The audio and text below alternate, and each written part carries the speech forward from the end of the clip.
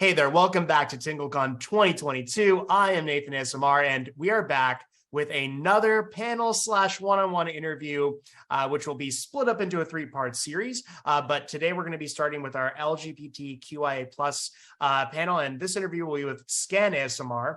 So today we have some really interesting questions, a few from myself, but a lot of them are actually from the community, the ASMR, and also the LGBTQIA plus community. So we're going to try to hear out as many as we can. It should fill up just a little bit under an hour here for this first part, but let's go ahead and just dive into it, shall we? Okay, so to begin with, I think it's really important to just let people know about your own channel. Let's give you a chance to kind of get people excited, tell people where they can find you, and what they can expect when they go to check out your channel. Sure. I'm on YouTube. I'm on a couple of other sites. I'm on Twitter at ScanASMR. Mostly just do kind of like casually role plays. I've got a few medical ones. It's mostly like relationship role play stuff. Just kind of chill stuff. Nothing too intense. Why don't we just start with some general stuff that's not related to just necessarily the specifics of this panel, but so people can get to know you a little bit. Do you Sure. want to tell us a little bit about how you started listening to ASMR and maybe how that transitioned into creating, being a creator? Yeah. So I started listening to it in about 2014 or 15. I think I really like getting into super niche YouTube holes and just like kind of finding out everything I can about like horseshoeing or culvert unclogging. And one day I just kind of found Dana ASMR, just some lady making random sounds into a microphone. And I found it really relaxing. I watched the rest of her channel. It was all super cool stuff. So I just started watching more of them, and I thought I'm into like video editing. I like doing that kind of thing, and I have a fairly decent microphone, so I might as well just make my own for whatever reason. That's fantastic. Well, I think that's kind of a common story right there. That's kind of the same reason I Yeah. did it. I was like, Yeah. I think I have a mic and like I can just like put this camera here. Let's try it out. So okay, that's fantastic. And Dana ASMR also, that's great. That's great. So let's do one other one here because I want to also kind of just give you a chance to introduce your channel to everybody, and then we'll kind of jump into the juicy parts of this conversation, or the meat and potatoes. But what is your favorite ASMR that you created on your own channel? And maybe talk about your favorite and your least favorite. Ooh. Well, I'm kind of one of those people that where I make a video and then as soon as I upload it, it leaves my brain. I've got no Yeah. idea what's on my channel. It could be all rubbish. I wouldn't know. But I like making like vampire ones. I think those are really fun because you can get into a character pretty intensely, and they're like a massive trope. So I think that's really fun to get into. I've got one. I do like a razor shaving, like a straight razor shave video, which Those I are like a good. lot because that's Yeah. my favorite trigger, and Yeah. I think it's one of the ones I've spent the most time editing. So Absolutely. I put a lot of work into that. It's a lot of good fun. So I'm pretty proud of Absolutely. that. It's definitely one Least of the finer favorite, things in life. yeah, it's I good. like that. Yeah. Nice smooth And also, I pace. think the pampering stuff, it does kind of touch into that whole, I've always heard there's a biological connection with ASMR, just with the grooming habits in primates. Sort of mentioned this in Yeah, other panels, but I do think those grooming videos do very, very well for that reason. Doctor role plays as well. It's like being taken definitely. care of Yeah, and pampered. There's something about that in ASMR that's just totally essential. yeah. Okay, so let me dive into this.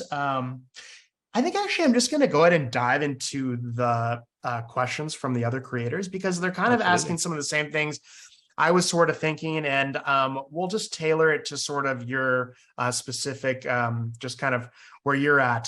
So this one here actually is from Calliope Whispers, Calliope. I'm sure it's either Calliope or Calliope, whatever. Calliope. Tomato, tomato. You're doing good, Nate. I believe in you. Has your sexual orientation influenced your ASMR content? For example, with role plays or storylines or content ideas? I guess I should probably explain what Please. part of the community I'm in.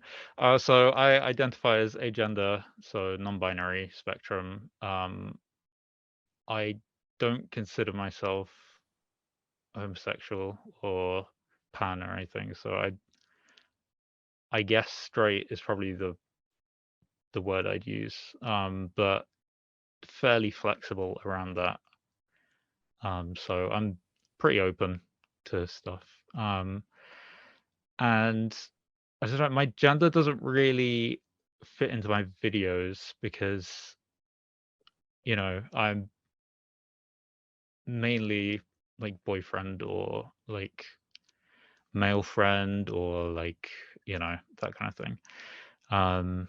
So gender doesn't really play into it. My videos are usually gender neutral. They're not necessarily aimed at non-binary people, but they're just for, you know, kind of general audience, anyone. There's a few I've got which are aimed at men and a few that are aimed at women. So yeah, it doesn't really affect my videos that much, other than trying to be gender neutral most of the time.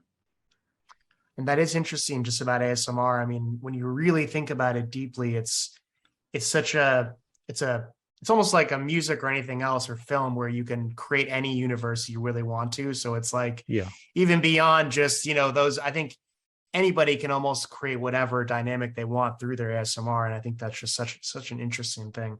yeah, absolutely. I was just talking to the last panelist about VR and AR, and he did he was doing a VTuber thing where it's like you could you could almost be anybody really and create an entire personality. You could be 3 different people even, just with different, you know, recreations of yourself. Anyway, it's just my mind is already in so many crazy places. Okay, so let me read the next question from Calliope Whispers as well, because I think this is really interesting. Do you feel that ASMR has been open and inclusive for LGBTQIA plus? And are there more ways that you feel it could be more open and inclusive? I think definitely for the most part it's open and inclusive, and there's a lot of positive attitudes towards LGBTQ. I know a lot of the like most prominent creators are members of the LGBTQ community, such as Darling, GB. You know, I've had a few negative interactions or like experiences with some other creators, but they're, you know, 2 of almost 1,000 probably at this point, you know, so it's a very small minority. I do find with being a creator, this isn't necessarily unique to ASMR, but I find it really hard to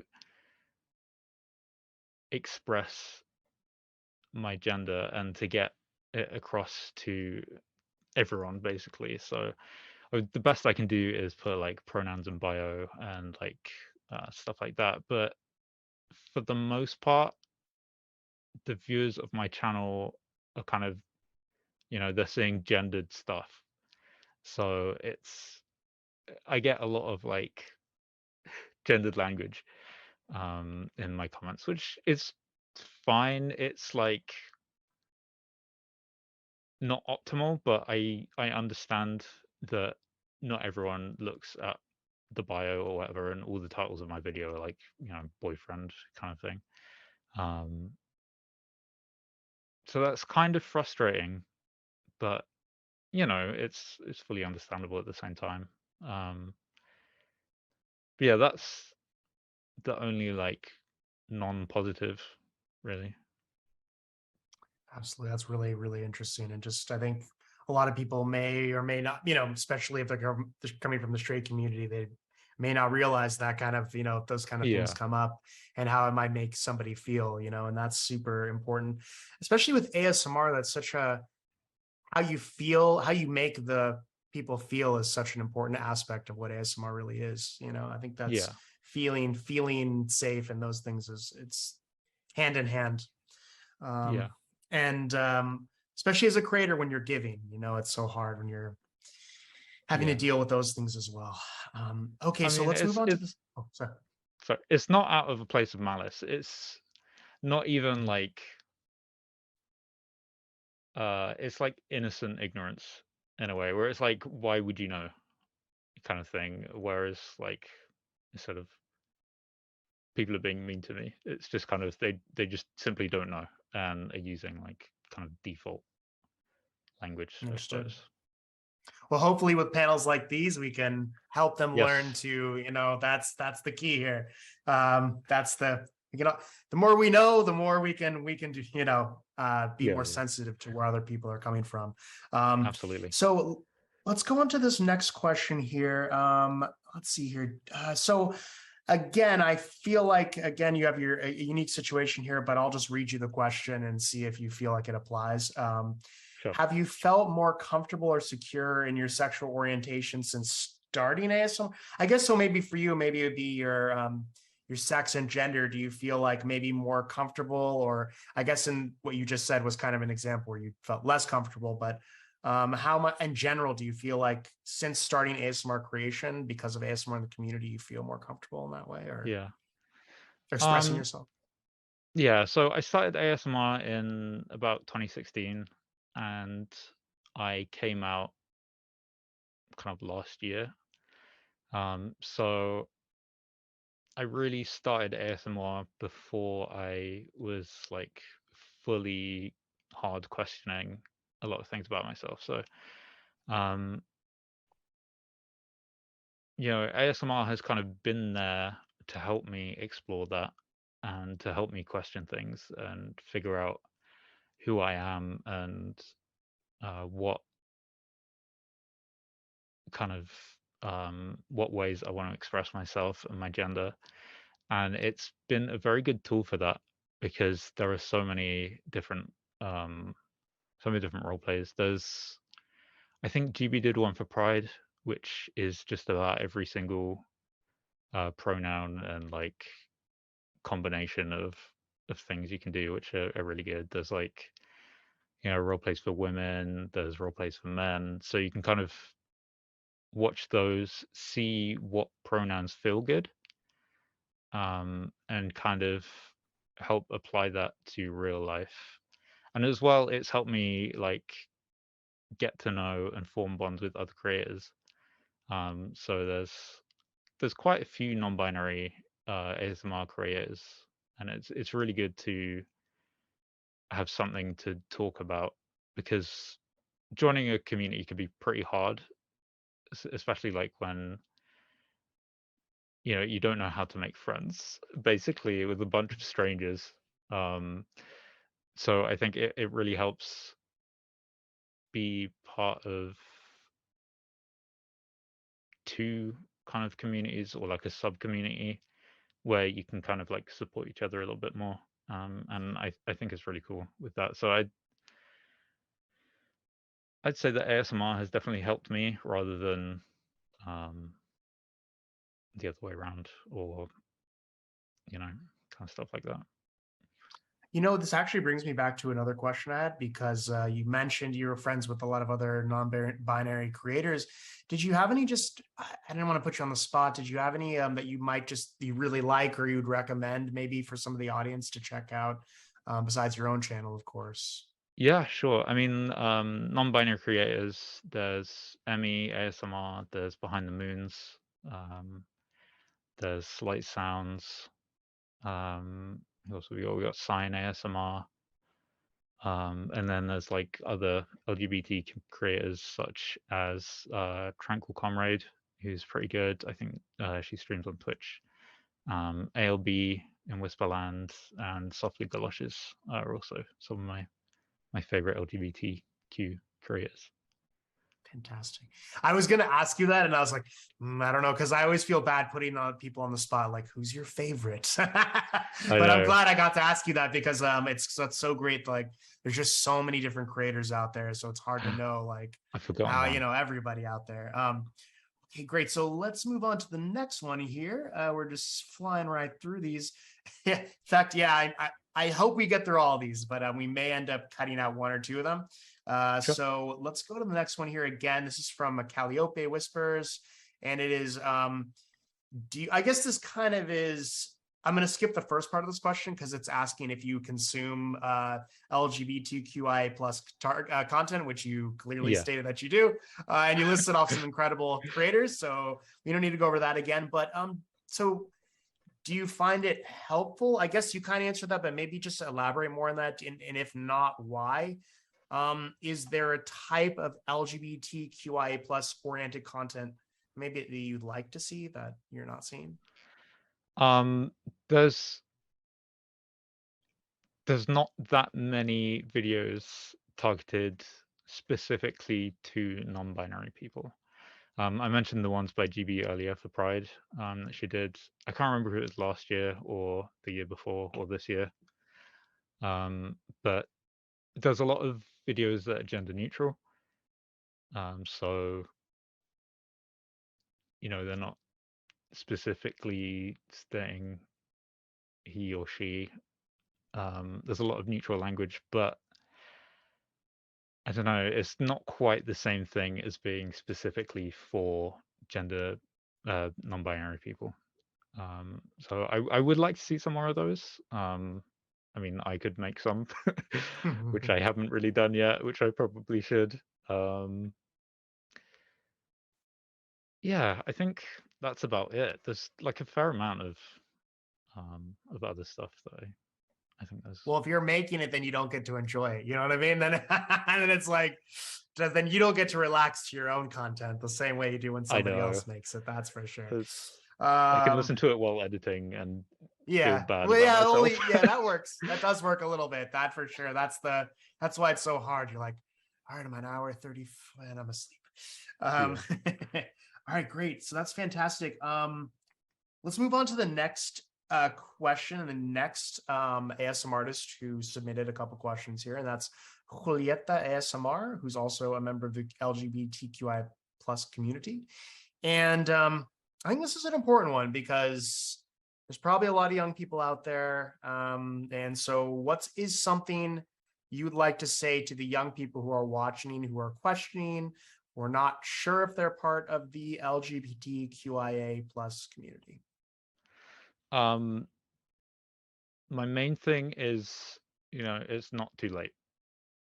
I think this might be mainly to do with like transitioning,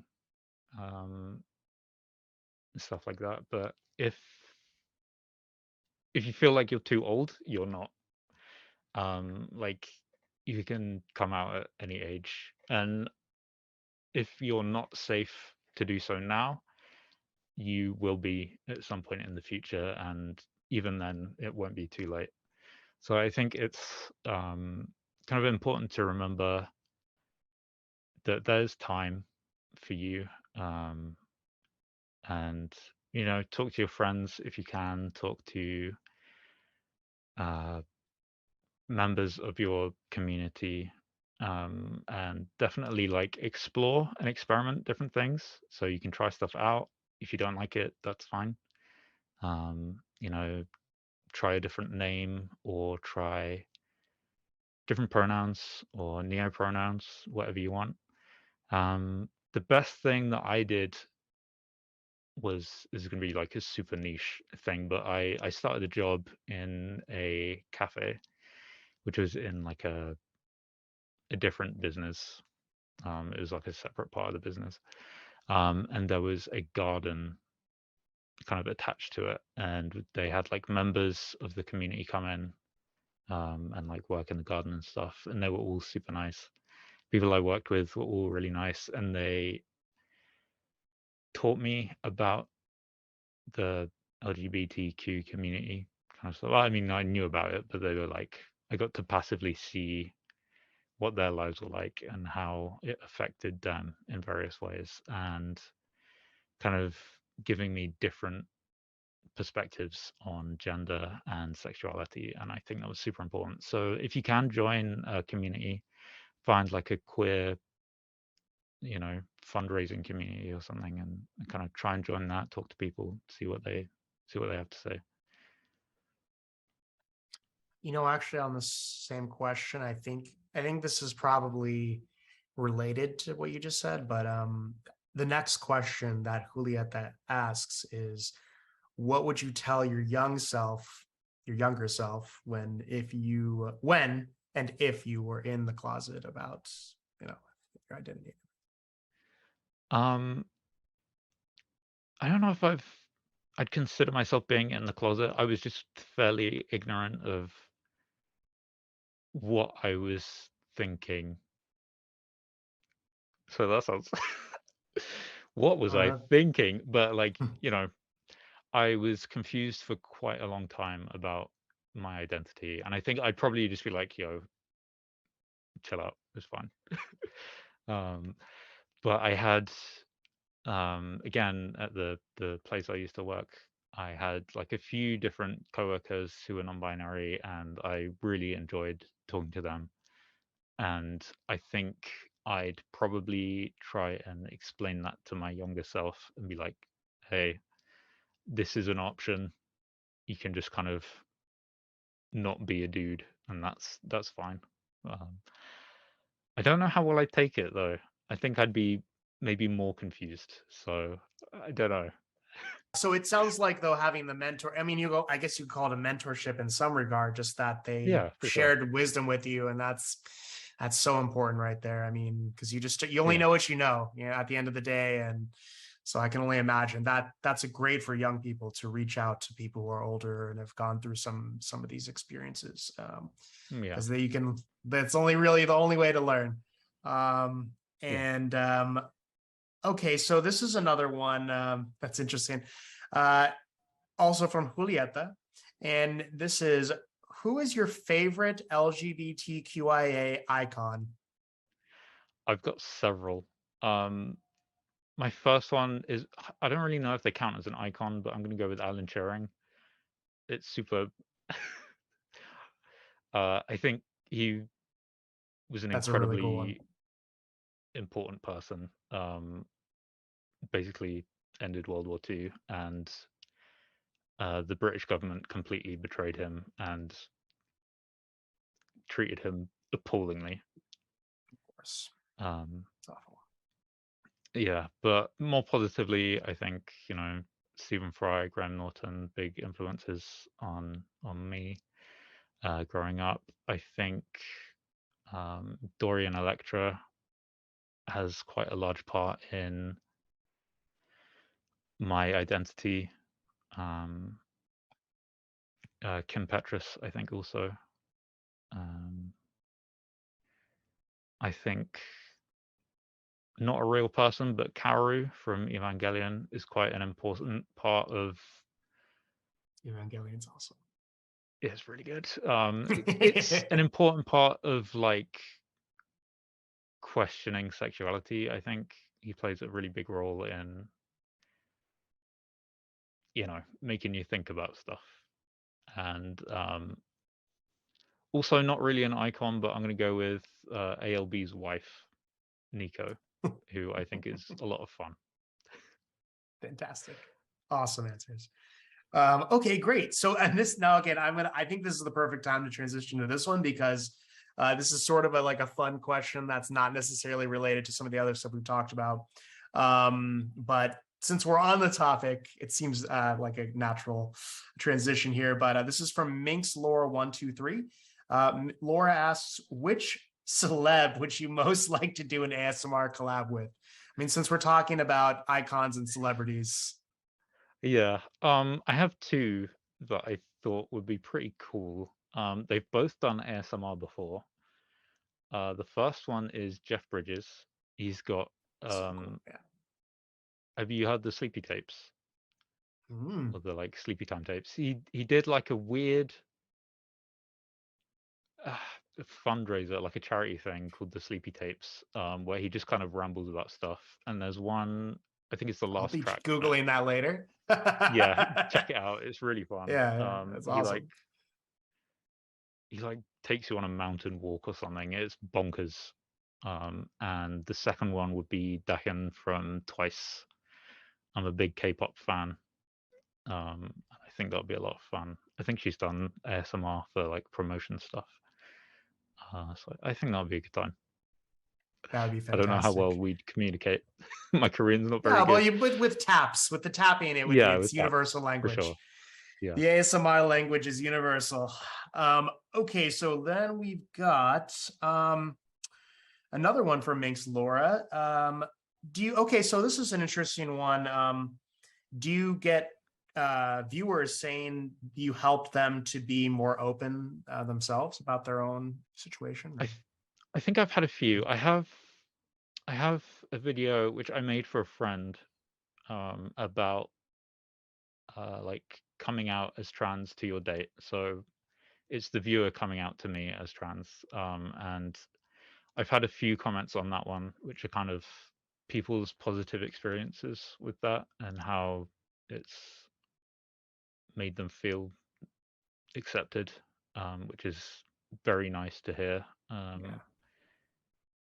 As like I have been through that kind of thing. So yeah, I think a few, not a ton, because I haven't done like a lot of queer content, but yeah, I get a few. Awesome. And it's always incredibly nice to see as well. Yeah. That's probably the best part about being an ASMR artist is when you get comments like that, where it's something meaningful, Definitely. where you help them through a tough time, especially like that. Yeah, absolutely. It's the thing that really keeps me going, is hearing those kind of things. Yeah. Okay, great. So then we're gonna move on to probably, looks like we have time for these last two, I think, probably. Sure. So this is kind of an easier one here. Do you have a favorite ASMR video that maybe other members of the community might, the LGBTQIA plus video, or something they might like that they might find helpful? Something like that. I mean, you mentioned a few artists, but is there anything in like, when you think of your top tiers, anything that comes to mind? There's one. I don't know if it's intentional or not, but it's like a 2-hour video of just some dude driving around in the rain, which I think is prime. It will send me to sleep. Put me in a car, drive it, I will fall asleep. So I think that one is pretty good. The unintentional stuff is always some of the best stuff. Yeah, favorite of all time. Yeah, favorite Waltz, please. Favorite of all time. That's a big one. I really want to know. The ALB one for the YouTube creators, I think, was really good. I think that was a lot of fun. I like that. It's cool. I like Softly Galoshes did a fawn video recently, which was really cool. That was a lot of fun. I find her videos like weirdly dissonant sometimes in a super fun way, especially when she does like fantasy setting stuff. So I think that one's a really good one, and I'll go with Whisper Audio's doing her like stylist ones. I think are really good because I'm a big fan of like hair cutting and shaving sounds. Fantastic. That's really, really cool.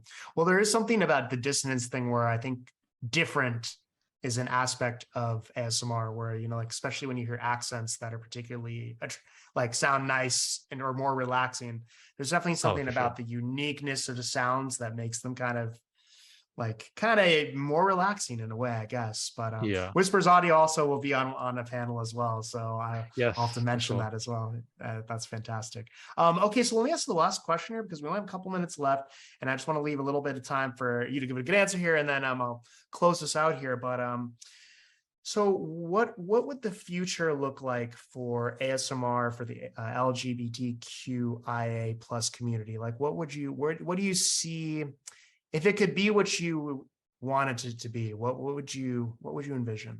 I've got a whole plan. It's about 10 pages long. I'll read it all out. I don't know. I think just kind of, I would like the same thing for ASMR as I would like for basically every aspect of life, where it's just kind of no one cares, but in a good way.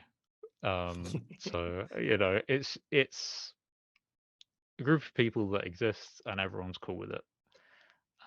You know, you can make a video without getting slurs thrown at you, or like, you know, it's not